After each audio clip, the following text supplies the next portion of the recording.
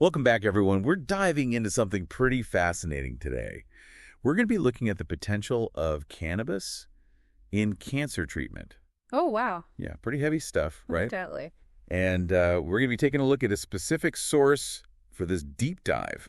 It's an issue of the BudMed Bulletin. Have you heard of this? I have. Yeah, it's a great resource for all things medical cannabis, always up to date on the latest research and developments. Yeah, and this particular issue is titled Cannabis for Cancer. Oh, So wow. we're going deep on this one. Sounds like it. Yeah. From what I've seen, it's packed with a ton of really interesting information. We're going to be talking about specific types of cancers, like breast cancer, brain tumors, Interesting. even a little bit of a celebrity connection. We're talking Tommy Chong. Oh, wow. Can't wait to hear about that. Yeah. So let's jump right in. The bulletin starts by explaining how these cannabis compounds, those things called cannabinoids, Right? actually interact with cancer cells on like a fundamental level. Yeah, it's not just about managing symptoms, which is what a lot of people think of when they think about medical marijuana. Right, exactly. It's about potentially targeting the mechanisms that actually drive the cancer's growth. Yeah, it's like getting right to the source. Exactly. And it's really incredible. The research suggests that these cannabinoids might be able to influence tumor growth in a bunch of different ways, Mm. like slowing down or even stopping the growth of the tumor, Yeah. disrupting the cell cycle. You know how cells replicate and divide? Uh-huh. And even triggering cell death in those cancerous cells. It's amazing how they can, impact these different aspects of the cancer. Yeah, it's not just like one single action. It's like a multifaceted approach to tackling this. Yeah, a multi-pronged attack. Exactly. And the bulletin emphasizes that this is really just the tip of the iceberg. I can imagine with all the research going on these days. It really makes you wonder what else we might discover with even more research. For sure. So much potential here, and it's, rapidly evolving all the time. Okay, so let's dive into some specifics. The bulletin talks about a bunch of different types of cancer where cannabis seems to be showing real promise, Okay. starting with breast cancer. Okay. They specifically highlight something called triple-negative breast cancer. Have you heard of this? I have, yes. It's particularly aggressive and very difficult to treat with conventional methods. Yeah, I was reading that it's known for being resistant to a lot of the standard treatments out there. Exactly. But what's really exciting is that preclinical studies are suggesting that cannabinoids might actually have significant anti-tumor activity against this specific type of breast cancer. Wow. And what's even more encouraging is that they don't seem to interact negatively with chemotherapy. So they could potentially work alongside existing treatments. Exactly. It's huge. That's a game changer, especially for something as aggressive as triple-negative breast cancer. Absolutely. Could potentially open up all sorts of new avenues for treatment and improve outcomes for patients. Definitely. A lot of hope there. Now, the bulletin also shares a personal story. It talks about Rhonda Gossett. Oh, She's a stage 4 breast cancer survivor, wow. and she attributes her recovery to medical cannabis. It's always powerful to hear those kinds of stories. Yeah, and while personal stories like Rhonda's aren't, conclusive scientific evidence, Of course. they definitely highlight the very real impact cannabis can have on people's lives. Absolutely. And the Yeah. hope it can provide. Definitely. Speaking of further investigation, the bulletin moves on to prostate cancer. Okay. And there are two very interesting studies that they highlight. Okay. One focuses on cannabidiol, or CBD as most people know it, Right? and how it potentially can boost the effectiveness of a common chemotherapy drug called etoposide. Oh, interesting. This is really significant because, if we can find ways to make existing treatments even more effective, Right. that could translate into better outcomes for patients down the line. Right. Absolutely. That's a major goal in all cancer research. Yeah. Is how can we make what we already have even better? Exactly. And the fact that CBD might play a role in that is huge. Yeah, it's really fascinating. And the second study on prostate cancer focuses on how CBD directly impacts those cancer cells themselves. Okay. It seems to disrupt their viability, like their ability to survive and function. Uh-huh. And it even triggers cell death in those cells. So we're seeing CBD showing potential on multiple fronts here. It really seemed to be a versatile tool in the fight against cancer, Yeah. It's fascinating to see how it kind of targets those cancer cells in different ways. Yeah, like it's got all these different mechanisms of action. Exactly. Now, let's shift gears a bit. Let's talk about melanoma and bowel cancer. Okay. The bulletin highlights CBD's potential in inhibiting angiogenesis in melanoma. Angiogenesis, now, for those who might not be familiar with that term, Yeah, it's a bit of a mouthful. it's basically the formation of new blood vessels, which tumors need to grow and spread. Right, they need that blood supply. Exactly. So if we can stop those blood vessels from forming, it could really hinder the tumor's growth. It's like cutting off their supply lines. Exactly. And what's even more interesting is that the research suggests that CBD might also hinder metastasis. Metastasis. Yeah, that's the spread of cancer to other parts of the body. Right, right. That's when things get really dangerous. Yeah, preventing metastasis is crucial for improving the chances of survival. Absolutely. Now, there's also this study mentioned about a very specific cannabis extract.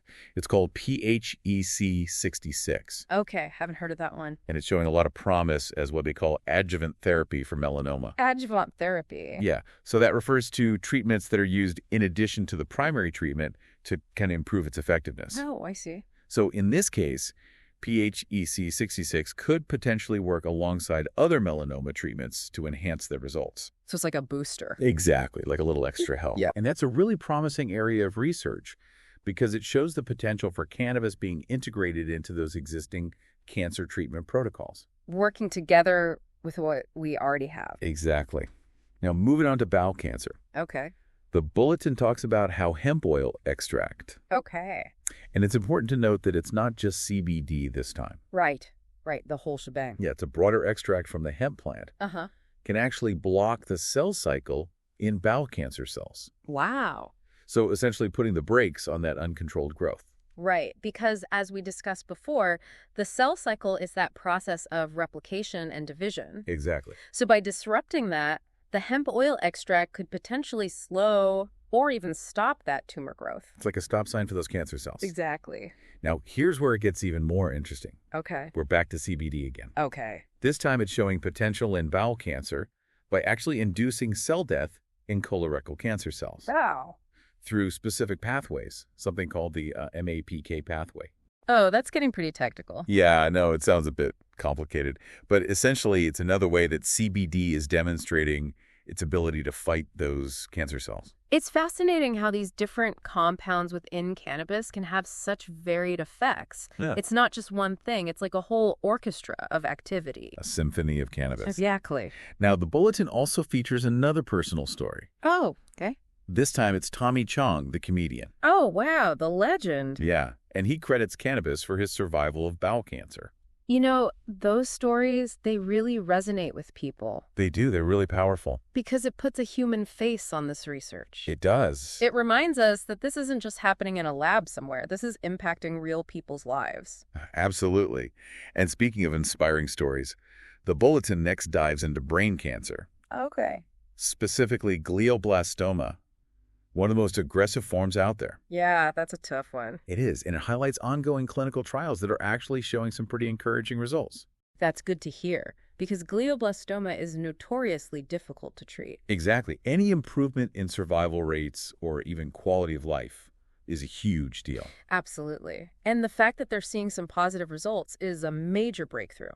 Yeah, it mentions that patients are tolerating the cannabinoids well in these trials. That's great. That's important. And there's even potential for these treatments to prolong survival times. That's really promising, you know. It offers a glimmer of hope for people facing such a challenging diagnosis. Absolutely. And there's a whole section dedicated to CBD's effectiveness in treating gliomas in general, Gliomas. Okay. which are brain tumors. Right. It highlights how CBD can induce cell death in these tumors. It can enhance the effectiveness of radiotherapy and chemotherapy. Wow. And it can even help manage the symptoms that often accompany cancer and its treatments. So it's not just about fighting the tumor itself. It's Right. also about alleviating some of that suffering. Exactly. Taking a more holistic view of the whole thing. It really speaks to a more comprehensive approach to patient care. Yeah, absolutely. And guess what? There's another inspiring story here. The bulletin introduces us to Sophie, a young girl whose brain tumor shrunk by 95%. 95%. Wow. According to her doctors and her parents, all thanks to medical cannabis. That's just incredible. Stories like that really underscore the urgency of further research in this field. They do. They're very powerful. There's so much potential here. Yeah.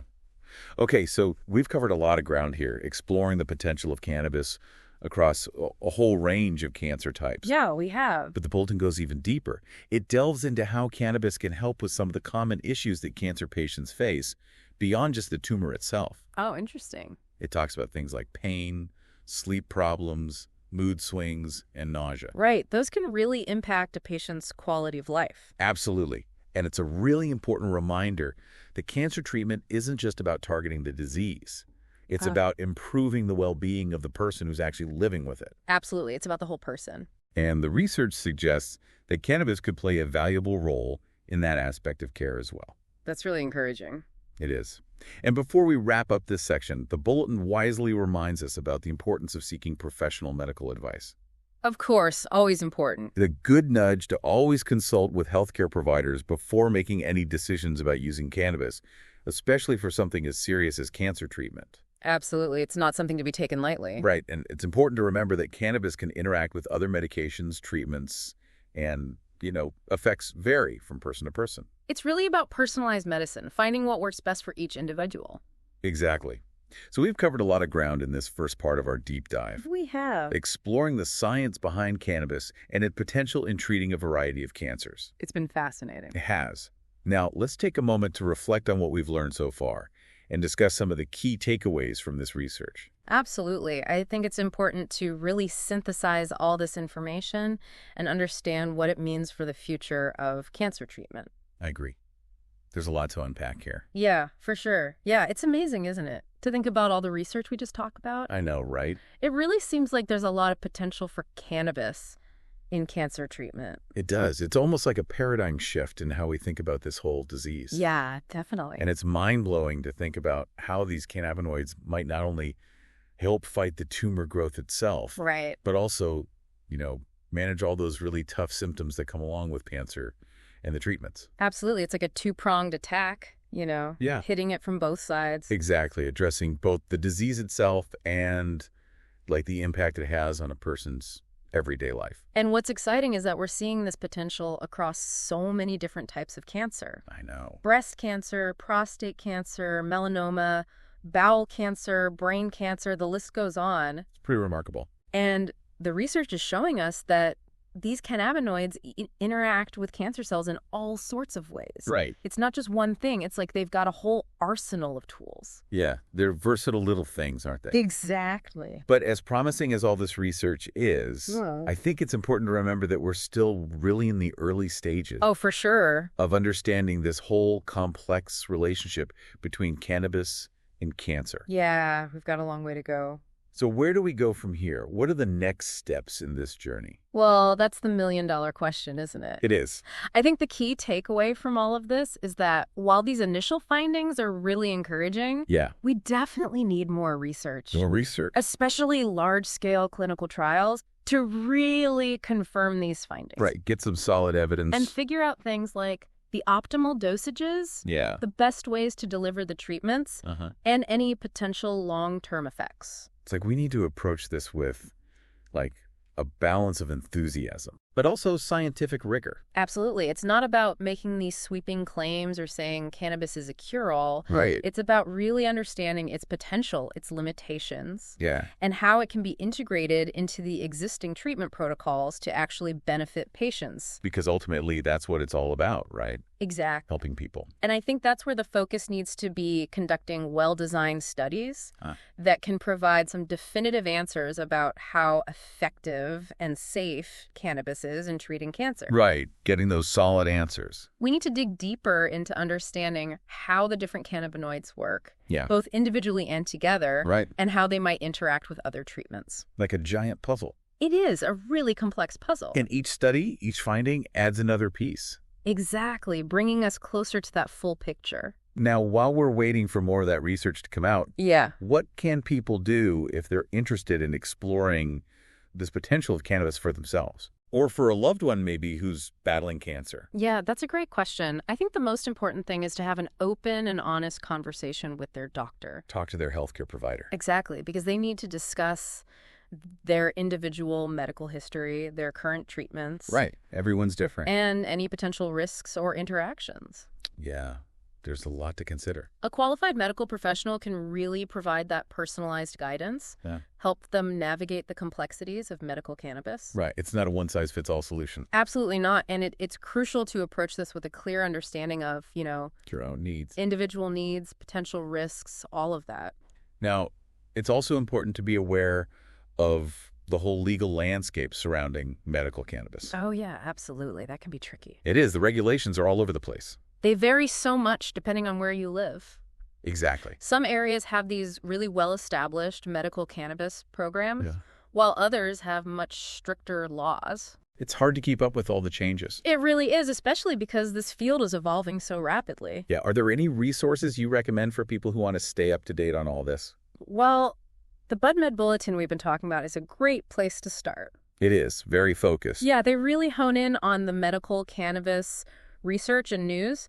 And there are also some really reputable organizations out there. Okay. Like the American Cancer Society, the National Cancer Institute. Those are great resources. They provide really evidence-based information on various cancer treatments, including cannabis. And of course, there's always the internet. Oh, yeah, tons of information online. The wealth of information. But it's important to be careful. Be discerning. Stick to credible sources. Look for websites that end in .gov, ro.edu, or .org. Right. Those are usually more reliable. Yeah, and be wary of any claims that sound too good to be true. That's a good rule of thumb for anything health-related. Absolutely. While cannabis does hold a lot of potential... It's not a miracle cure. Right. Got to be realistic. Realistic expectations. Informed decision-making. Working closely with those healthcare professionals. It's a team effort. To find the best course of action for each person. So as we wrap up this second part of our deep dive, what would you say is the most important message you want listeners to take away from this? Well, I think it's this. The research on cannabis and cancer treatment is incredibly promising. It is. It offers a real glimmer of hope in a field that, can often feel really challenging. Absolutely. But it's important to approach this with both enthusiasm and, cautious optimism. Yeah. We need more research to really make sure these findings hold up and then translate that research into safe and effective treatments. To real people. Exactly. That's a powerful message. It is. It really is. And it leaves us with a sense of, hope and anticipation for the future. Absolutely. There's so much potential here. Yeah. Now let's move on to some final thoughts on this topic and explore some of the broader implications of all this research. It's really incredible to think about how much our understanding of cannabis has changed, like even in the last few years. It really has. It's gone from this taboo subject that nobody really wanted to talk about. Right, hidden in the shadows. Yeah, to potentially this groundbreaking therapeutic tool in medicine. Yeah, and it makes you wonder what other possibilities are out there. I know, right? What other breakthroughs are we missing out on? Just because of, old ways of thinking or maybe being afraid to challenge those existing ideas. Exactly. What if we could be more open-minded in other areas of research, too? Oh, the possibilities are endless, right? If we could just break free from those limitations. And, speaking of possibilities. Yeah. If cannabis is showing this much promise right now. Right. Just imagine what the future holds as research keeps going and we learn more. Yeah. It's exciting to think about. I mean, we might discover even more potent compounds. Develop even more targeted therapies, personalized treatment plans based on someone's genes. That's where things are really headed, that personalized approach. Yeah, it's amazing. And the potential is just huge. It is. We could be looking at a future where cannabis plays a key role in not just treating cancer, but preventing it. Imagine that, preventing cancer. And who knows what other applications we might find. Yeah, the research is just getting started. It's like we're at the beginning of a whole new era of medicine. I think so. Where, nature and science come together. Yeah, working in harmony. To create more effective and compassionate treatments for people. And where patients have more control, more say in their own health care. That's such an important point, that empowerment of the patient. It is, Cannabis offers a different perspective on healing. It does, yeah. One that focuses on the whole person, not just the disease. Yeah, it's about taking back your health, your well-being. And it's about recognizing that there are multiple paths to healing. There are. And sometimes those paths are outside the conventional ways of doing things. It's about being open to new possibilities. Exactly, being open-minded. So as we wrap up this deep dive into cannabis and cancer treatment, Yeah. what's the one message you want our listeners to walk away with today? The research is so promising, showing real potential for cannabis in treating cancer. It is very exciting stuff. But we're just scratching the surface here. There's still so much to learn. Definitely. And the possibilities are vast. So stay curious, everyone. Stay informed. Ask questions. Yeah, don't be afraid to explore and learn. The answers might just surprise you. Thanks for joining us on this journey into the world of cannabis and cancer treatment. It's been a pleasure. We'll be back next time to explore even more fascinating topics. See you then, Xu.